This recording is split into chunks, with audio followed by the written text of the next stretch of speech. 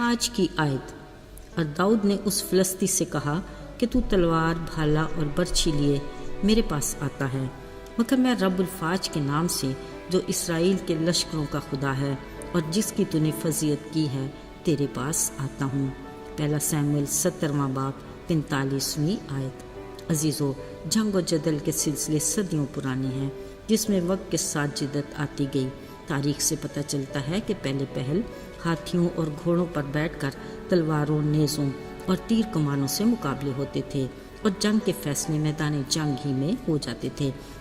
پھر وہ وقت بھی آیا، میدان جنگ میں دونوں طرف کی فوجیں آمنے سامنے صف آرا ہوتی، دونوں طرف سے ایک ایک سورما نکلتا، آپس میں تلواروں سے لڑتے، اور جس طرف کا سورما مارا جاتا وہ فوج شکست کھا جاتی۔ پھر جو معاہدہ ہوتا اسی سے جنگ کا فیصلہ ہو جاتا تھا۔ مگر نئے دور کی جنگ نہایت خطرناک صورت اختیار کر گئی ہے۔ بم دھماکے، میزائل اور انواع اقسام کی بندوقیں اور نہ جانے کیا کیا، جس کی بدولت میدان جنگ خوفناک صورت اختیار کر گیا ہے۔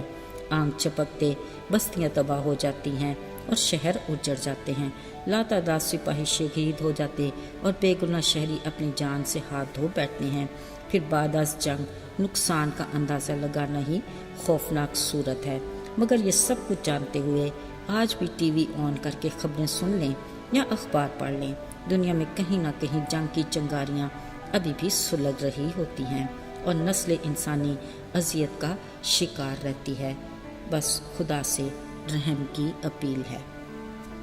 عزیزو، آج یسی کے تینوں بیٹے بھی میدان جنگ میں گئے کافی دن گزر گئے تھے۔ یہ ساؤل بادشاہ کی فوج میں تھے اور ان دنوں اسرائیلی فوج اپنے دشمن فلسطینیوں سے جنگ کے لیے ایلا کی وادی میں خیمہ زن تھے۔ ایک دن نہ جانے کیا سوچتے باپ کی فکر بڑھی تو اس نے اپنے چھوٹے بیٹے داؤد سے کہا، بیٹا کچھ کھانے پینے کا سامان لے کر لشکرگاہ میں جاؤ اور اپنے بھائیوں کا حال دریافت کرو۔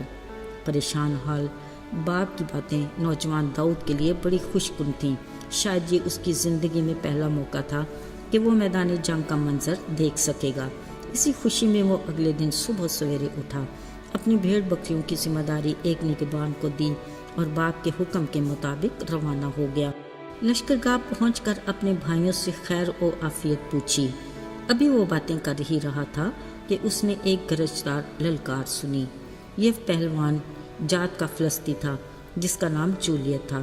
جیسے ہی وہ فلسطی صفوں سے نکل کر آیا اور اسرائیلی قوم کی فضیحت کرنے لگا، اسرائیلی مرد اس شخص کو دیکھ کر بھاگے اور بہت ہی ڈر گئے۔ یہ صورتحال نوجوان داؤد کے لیے انتہائی حیران کن تھی۔ پھر کسی نے اسے بتایا کہ یہ 40 دن ہو چلے یہ پہلوان اسی طرح للکارتا ہے، مگر اسرائیلی فوج میں کوئی نہیں جو اس کا مقابلہ کر سکے۔ اگرچہ ساؤل بادشاہ نے کہا بھی ہے کہ جو اس کو مار ڈالے گا بادشاہ اسے بڑی دولت سے نہال کرے گا اور اپنی بیٹی سے اس کا بیاہ بھی کرے گا اور اس کے باپ کے گھرانے کو اسرائیل کے درمیان سے آزاد کر دے گا۔ عزیزو، یہ باتیں اس جوان داؤد کے لیے بڑی دلکش اور پرکشش ہونی چاہیے تھیں، مگر اس نے انہیں نظر انداز کر کے کہا، یہ نامختون فلسطی ہوتا کون ہے جو زندہ خدا کی فوجوں کی فضیحت کرے؟ سو سارے لشکر میں داؤد کی باتیں ہونے لگیں اور بالآخر ساؤل بادشاہ تک جا پہنچی تو اس نے اس جوان کو بلا بھیجا۔ داؤد نے بڑی جرأت سے ساؤل بادشاہ سے کہا کہ اس شخص کے سبب سے کسی کا دل نہ گھبرائے، تیرا یہ خادم جا کر اس فلسطی سے لڑے گا۔ ساؤل نے اسے دیکھا تو کہا، تو محض ایک لڑکا ہے اور وہ جنگی مرد ہے۔ تب داؤد نے ساؤل کو جواب دیا کہ تیرا خادم اپنے باپ کی بھیڑ بکریاں چراتا ہے۔ جب کوئی شیر یا ریچھ آ کر جھنڈ میں کوئی برا اٹھا لے جاتا ہے تو میں اس کے پیچھے جا کر اس کو مارتا اور اس کے منہ سے چھڑا لاتا ہوں۔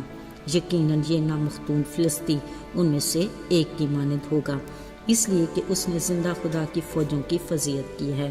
داؤد نے بڑے یقین اور بھروسے کے ساتھ کہا، جس خدا نے مجھے شیر اور ریچھ کے پنجے سے بچایا وہی مجھے اس فلسطی کے ہاتھ سے بھی بچائے گا۔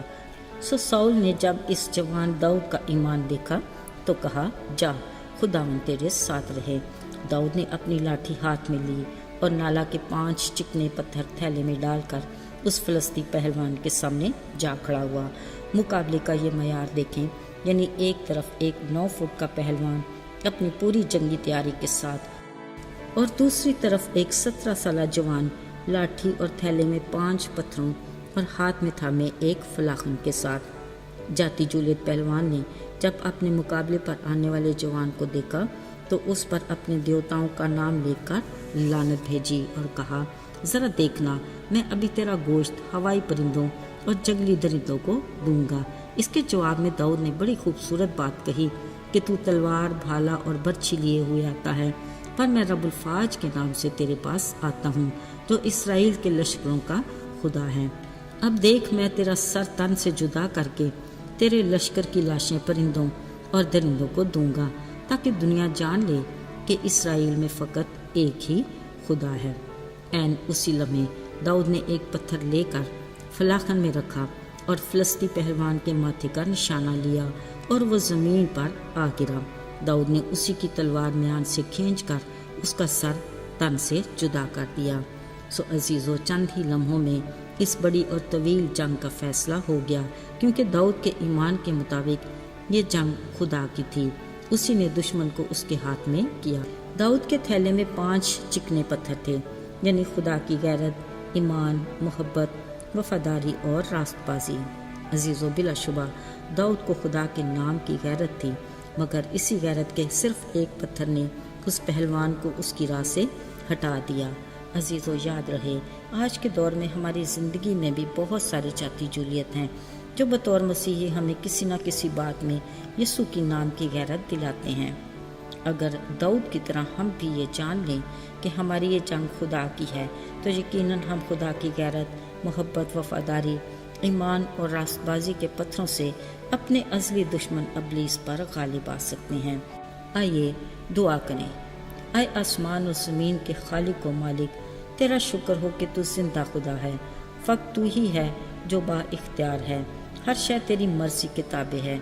आसमानी बाप, हम कमज़ोर हैं, मगर इतना जानते हैं कि जब भी हम कमज़ोर पड़े, तेरी कुदरत हम पर छाई रही।